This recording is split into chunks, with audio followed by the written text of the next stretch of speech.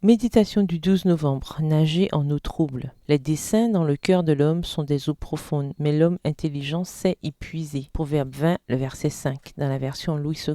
Quand, en larmes, ce jeune marié m'a raconté l'infidélité de sa femme, il était dévasté. À côté de lui, les mains sur les genoux et l'anxiété se reflétant sur son visage. L'épouse n'a pu que dire avec une profonde tristesse: « Pardonne-moi, je ne me suis pas rendu compte de ce qui s'est passé. » Son attitude me semblait sincère. On la voyait angoissée, ne sachant quoi faire face à ce qui semblait maintenant irrémédiable. Le processus avant de parvenir au pardon et à la réconciliation a été difficile et long, mais ils y sont arrivés. Parfois, on arrive sans avoir l'intention à l'irrémédiable, seulement pour ne pas avoir fait attention aux avenues de l'âme. Le mal s'insinue parfois avec une telle subtilité qu'il est facile de tomber dans le même piège qu'Ève quand elle était près de l'arbre dont Dieu lui avait dit de ne pas manger le fruit. Il lui a manqué l'intelligence pour découvrir les intentions secrètes du grand ennemi des âmes, Satan, qui s'était déguisé en serpent. Au lieu de fuir immédiatement ou de ne pas s'être approchée de l'arbre, et encore moins seule, elle a commencé à dialoguer avec le mal et a été faite prisonnière de ses émotions, ainsi que du désir qu'a éveillé en elle le fruit défendu. Les péchés ancrés doivent être vaincus et les mauvaises habitudes doivent être surmontées. Les mauvaises dispositions et les mauvais sentiments doivent être déracinés. Le caractère et les sentiments sains doivent être engendrés par l'Esprit de Dieu. Texte tiré du livre Pour un bon équilibre mental et spirituel au chapitre 64 à la page 622. Livre écrit par Ellen G. White. Développons avec Dieu et dans la prière l'intelligence spirituelle et émotionnelle pour savoir discerner quand nous sommes face au mal. Ce n'est qu'ainsi que nous serons capables de nous enfuir, aussi attirante que puisse être la séduction. Ayons l'œil pour découvrir les mauvaises intentions de notre rencontre, même si elles arrivent déguisées d'une invitation innocente. La tentation s'insinue et cherche à toucher la corde la plus sensible de notre vie. Prenons-en conscience et, dans une humble supplique, soumettons-nous à la volonté de Dieu, faisant ployer nos désirs coupables. Le verset d'aujourd'hui nous exhorte à être intelligente et à voir au-delà de ce qui est devant nos yeux. Il nous appelle à savoir discerner ce qui dépasse un regard superficiel. Sans cela, nous pouvons trébucher, voire tomber dans les eaux profondes du péché de l'adultère et nous noyer, perdant la stabilité de notre couple. Demandons à Dieu de nous donner l'intelligence dont nous avons besoin par ces temps difficiles. Amen.